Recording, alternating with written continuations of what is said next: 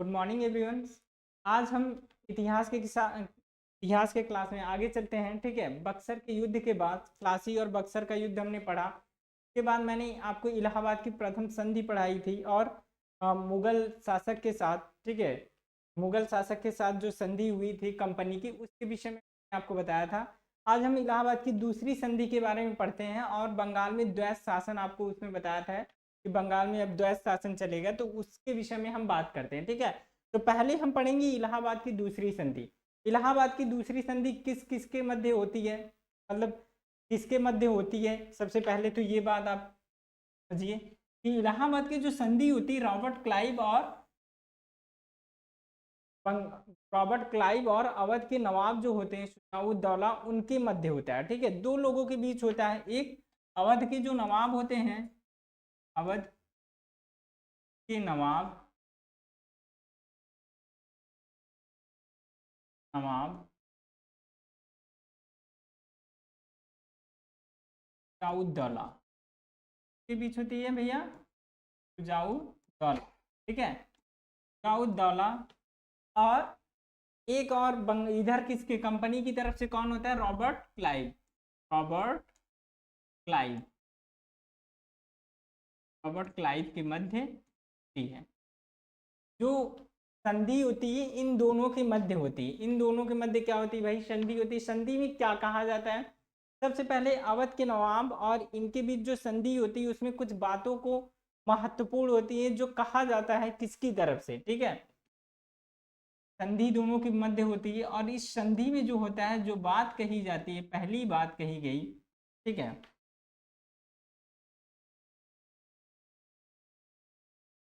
बात कही जाती है, तो सबसे पहले ये कहा गया कि कंपनी को, जो अवध के नवाब जो हैं, कंपनी को 50 लाख रुपए देंगे। ठीक है, 50 लाख रुपए देंगे। ठीक है, अवध के नवाब, अवध के नवाब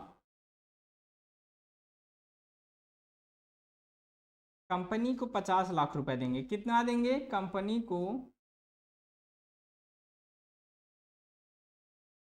50 लाख रुपए देंगे।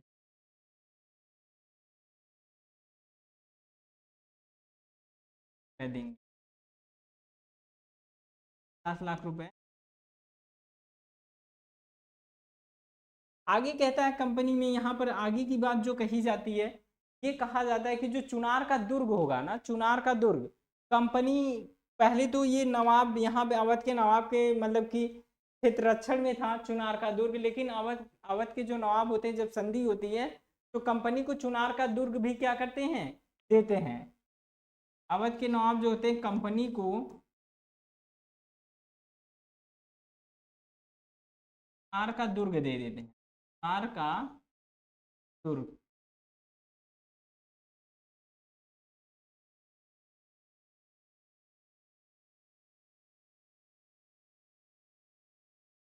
ठीक है, आई बात समझ में यहाँ पे।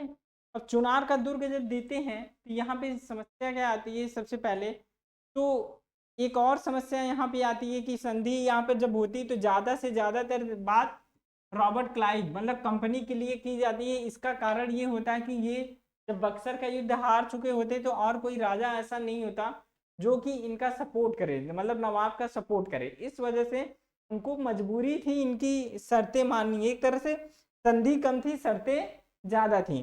तो तीसरी संधि यहाँ क्या होती है, यहाँ पर जो तीसरी संधि होती है, अवध के नवाब जो कहते हैं कि जो अवध में है ना, अवध में जो कंपनी होगी वो कर मुक्त व्यापार करेगी। अवध में अवध में कंपनी को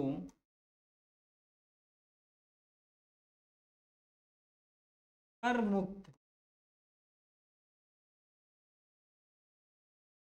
व्यापार, ठीक है, कर मुक्त व्यापार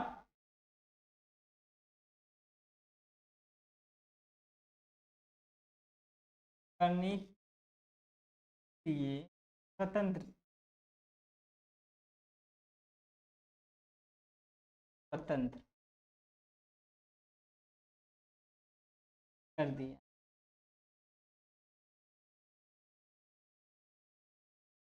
है। यहाँ पे अवध के नवाब ने यहाँ 3 शर्तें रखी और इन 3 शर्तों, सॉरी 3 शर्तें नहीं, 3 संधियां हुई, जिसके तहत पहली संधि में ये कहा गया, ठीक है, दूसरी संधि में कंपनी ने चुनार को दे दिया, ठीक है, तीसरी संधि में अवध के नवाब ने करमुक्त व्यापार कर दिया, ठीक है। तो ये इलाहाबाद की दूसरी संधि थी। इलाहाबाद की पहली संधि हम आपको इससे पहले वाली क्लास में पढ़ा चुके हैं और बता चुके हैं, ठीक है। आप उससे पहले इलाहाबाद की पहली संधि पढ़ना है तो पीछे वाली क्लास में जाके आप देख सकते हैं, जहां बक्सर का युद्ध वगैरह मैंने बताया है, ठीक है। इसके बाद हम जो जाते हैं पढ़ेंगे बंगाल में द्वैध शासन। द्वैध शासन कहा किसको जाता है और द्वैध शासन का जो परिणाम होता है वो क्या होता है, ठीक है। और द्वैध शासन में जो शर्तें रखी जाती कंपनी की तरफ से या ईस्ट इंडिया कंपनी को जो रूल चलाते हैं रॉबर्ट क्लाइव की तरफ से जो रखा जाता है वो क्या रखा जाता है, अब उसके विषय में हम पढ़ेंगे। इसको आपको अगर स्क्रीनशॉट लेना है तो आप ले सकते हैं, ठीक है।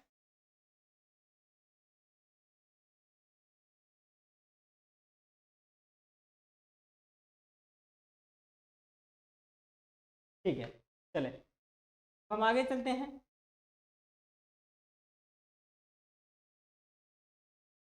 द्वैध शासन। द्वैध शासन।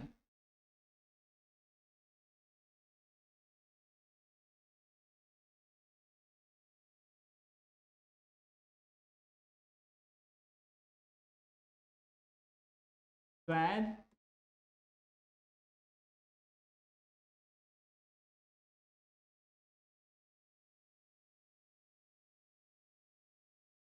द्वैध शासन, चलिए करते हैं हम द्वैध शासन।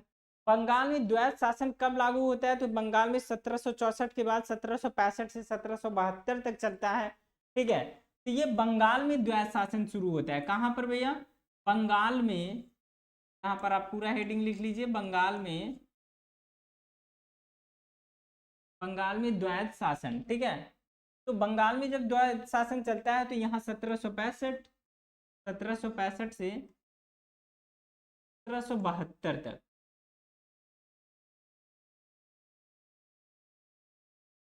कर लीजिए, 72, ठीक है।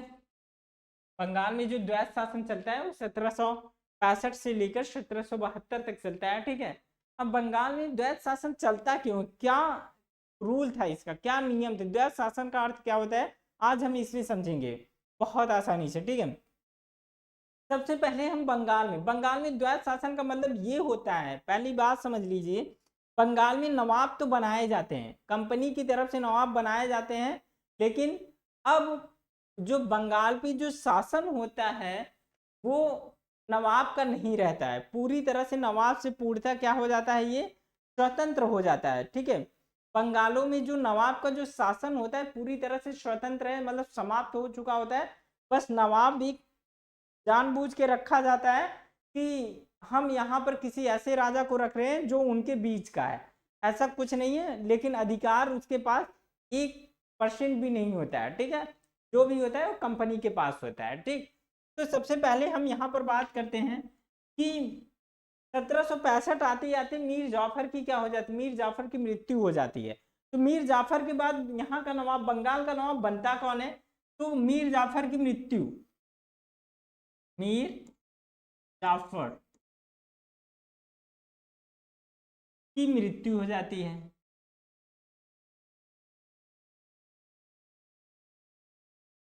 हो जाती है, जो कि बंगाल का नवाब था, ठीक है, हो जाती है। इसके बाद बंगाल का नवाब जो बनता है इसका पुत्र होता है, ठीक है। इसके बाद बंगाल का जो नवाब होता है,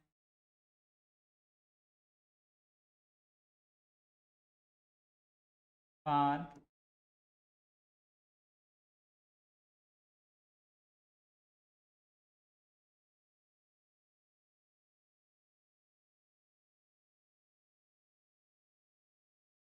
के बाद जो बंगाल का नवाब होता है वो इसका पुत्र होता है, ठीक है, नजमुद्दौला।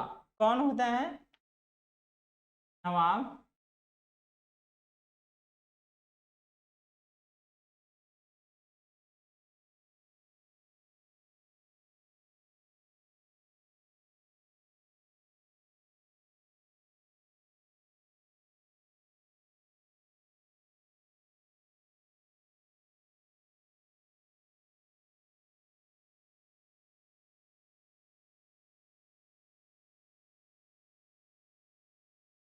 डॉलर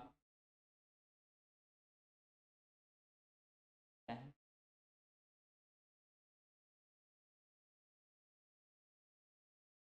ठीक, नजमुद्दौला होता है। ठीक है, बंगाल का जो नया नवाब होता है नजमुद्दौला, ये कौन होता है? ये मीर जाफर का ही क्या होता है? पुत्र होता है। ठीक है, अब बंगाल का जो नवाब बन गया ये, अब द्वैत शासन की शुरुआत कहाँ से होती है? तो द्वैत शासन की शुरुआत यहाँ पे रॉबर्ट क्लाइव करता है। रॉबर्ट क्लाइव सबसे पहले कहता है फरवरी 1765 में कलकत्ता काउंसिल ने बंगाल की जो भी सुरक्षा होती है वो कलकत्ता काउंसिल अपने हाथ में ले लेती है। ठीक है, बंगाल की जितनी भी सुरक्षा व्यवस्था है, जो वहाँ पे क्या कहते हैं कि न्यायपालिका है, दीवानी मामले वगैरह हैं, ठीक है, और वहाँ पे जो राजस्व वसूली का कार्य है वो सब कौन ले लेता है? कलकत्ता काउंसिल। ठीक है, कौन ले लेता है? कलकत्ता काउंसिल, मतलब बंगाल का। ठीक है, बंगाल की साइड यहाँ पे चलते हैं। ठीक है, तो यहाँ पर अगर हम बात करें तो बंगाल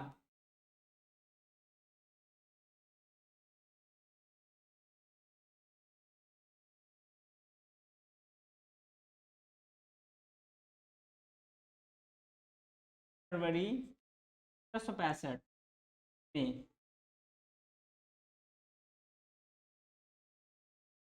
1765 में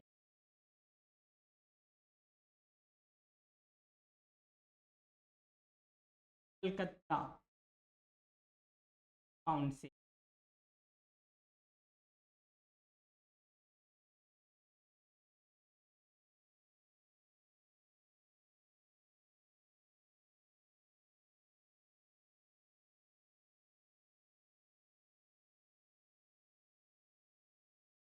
बंगाल की सुरक्षा, बंगाल की सुरक्षा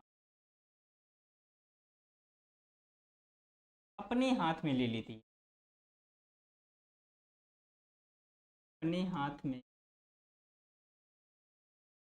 ले लेती है।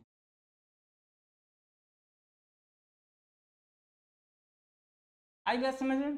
जो कलकत्ता काउंसिल है बंगाल की सुरक्षा जो क्या करती है वो अपने हाथ में ले लेती है। ठीक है, तो यहाँ पर सबसे बड़ी बात ये थी, कलकत्ता काउंसिल जो जब अपने हाथ में लेती है तो यहाँ पर होता क्या है कि संधि होती है। ठीक है, एक संधि होती है और संधि की तरह क्लाइव क्या कहता है, और वो संधि किसके बीच होती है? ठीक है, यहाँ पे क्लाइव ये कहता है कि जो बंगाल का नवाब बनता है उनसे जो संधि होती है फिर आगे की, तो उस संधि में कहता है क्लाइव, दोहरी व्यवस्था के अंतर्गत ये बात कही जाती है।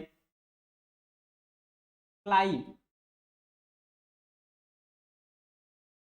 क्लाइव की दोहरी व्यवस्था,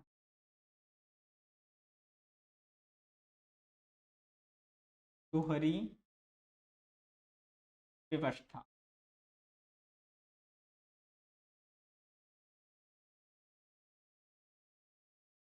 यहाँ कंपनी क्या कहती है? पहली बात, कंपनी क्या कहती है? बहुत आराम से देखिएगा यहाँ पे, कंपनी जो कहती है कि हमारे अंतर्गत, कंपनी के अंतर्गत, कंपनी के अंतर्गत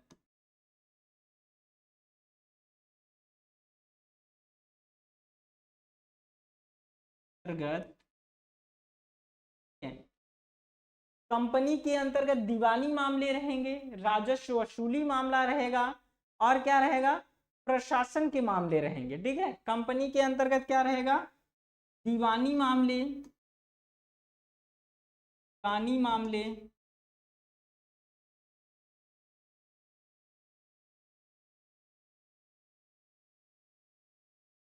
प्रशासन, जो भी प्रशासन चलेगा इनके हिसाब से चलेगा, कहने का मतलब। और दीवानी मामले और प्रशासन, और एक राजस्व वसूली। राजस्व वसूली का मतलब समझ रहे हैं आप? राजस्व वसूली,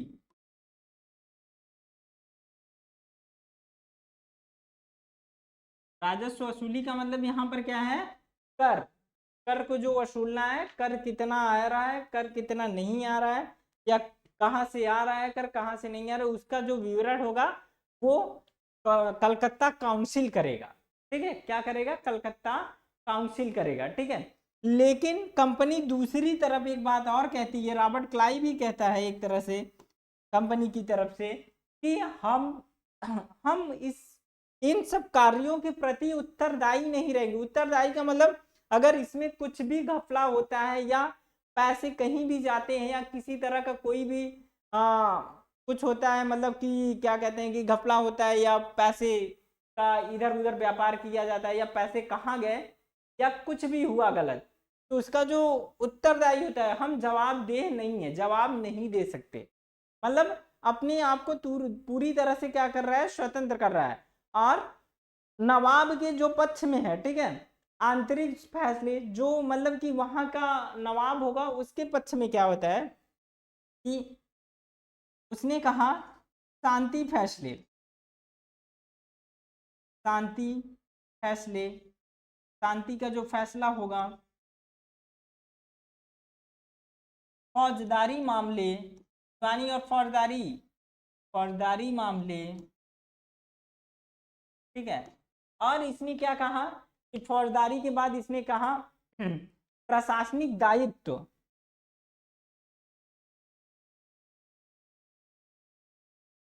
प्रशासनिक दायित्व,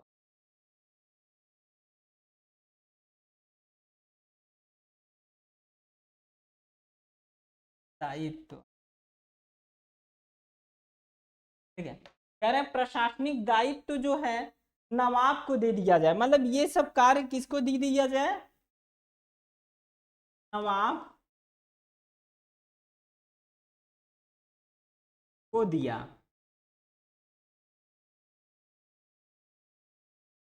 ठीक है। यहाँ पे कई लोगों को लग रहा होगा चलो अच्छा है, कुछ तो नवाब को मिला, कुछ कंपनी को मिला, ऐसा कुछ नहीं है। जो मेन मामले हैं जैसे राजस्व वसूली, दीवानी का मामला, दीवानी मामला एक मामला होता है, दीवानी फौजदारी अलग होती है, ठीक है। दीवानी जो केस चलता है और फौजदारी जो चलता है, इनके कई केसेस होते हैं, अलग अलग मुद्दे, जिसमें से दीवानी मेन है, ठीक है। तो यहाँ पर क्या होता है, राजस्व वसूली दीवानी, और प्रशासन, प्रशासन का जो नियंत्रण है, जो भी चीजें हैं वो देखेगा, लेकिन प्रशासन का दायित्व तो नहीं लेगा कि प्रशासन में, मतलब प्रशासन को जो भी जैसे भी होगा वो चलाएगा, लेकिन प्रशासन में कुछ भी गड़बड़ी होगी तो उसका दायित्व वो नहीं देखेगा। ठीक है, उसने साफ साफ यहाँ पर कह दिया कि ये सब मामले जो है, और शांति का फैसला हमारे राज्य में, मतलब आप कर वसूलोगे लेकिन आपके राज्य में क्या हो रहा है, मतलब कि अशांति है या अराजकता फैल गया है, या मतलब किसी तरह से किसी दो समुदायों में आपस में लड़ाई हो गई है, तो वो मामले वो नहीं देखेगा। लाइव वगैरह ने, कंपनी ने ये साफ साफ कह दिया था इस मामले में कि हम इसके वो नहीं देखेंगे, और ये फैसला जो होगा वो नवाब के पक्ष में जाता है, नवाब देखेंगे। बाकी राजस्व प्रशासन जो भी है वो ये सब देख रहे हैं भैया। मतलब ये कहने का मतलब कि पूरा जो मेन पर्पज है, जो शक्ति है, वो आपने ले लिया और खोखले होने पर इनको दे दिया, तो भाई ये क्या करेंगे, ये तो कुछ नहीं कर सकते आगे। ठीक है। और आगे ये क्या करते हैं, संधि के दौरान द्वैत शासन जब होती है तो कई संधियां होती हैं, और देखिए संधि के दौरान ये कहते क्या है, संधि के बाद, संधि के दौरान,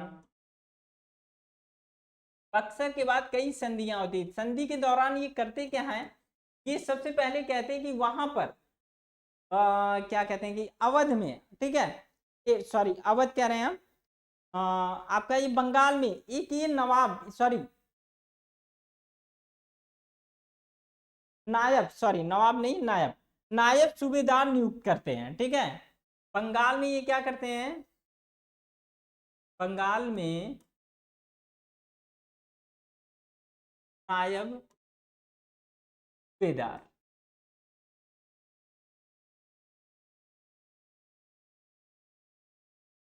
सूबेदार नियुक्त करते हैं,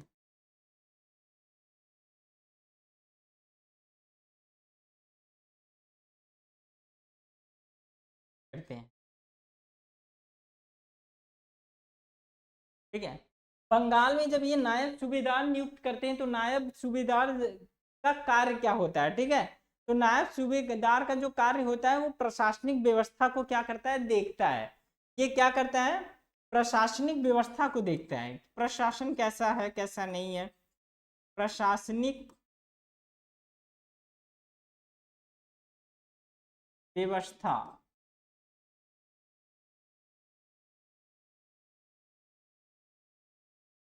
को देखता है।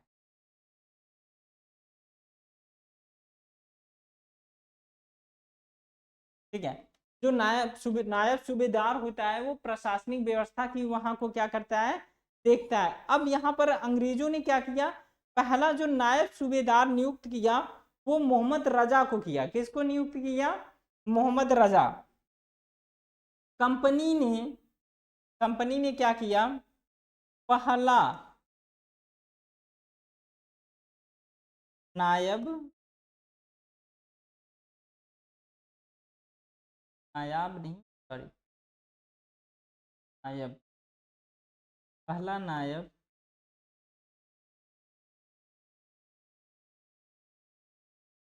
सूबेदार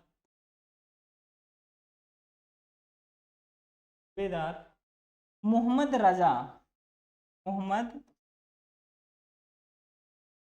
को नियुक्त किया। किसको नियुक्त किया, मोहम्मद रजा को नियुक्त किया।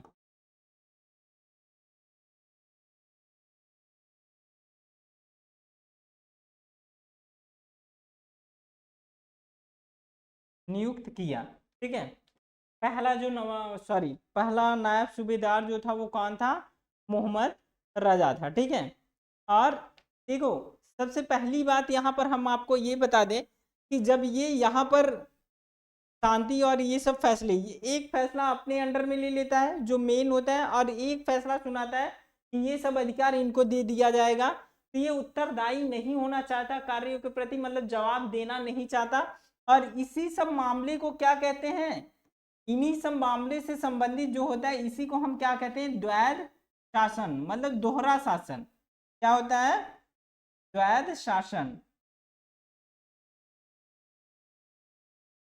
द्वैध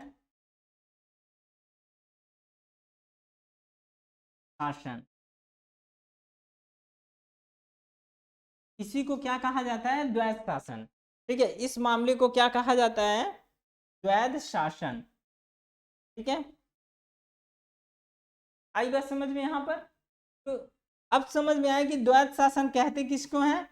यहाँ पर कंपनी दोहरी चाल चलती है कि अधिकार भी अपने क्षेत्र में और कार्य भी हो जाए और हमें उसका जवाब भी देना ना पड़े। ठीक है, आए यहाँ समझ में।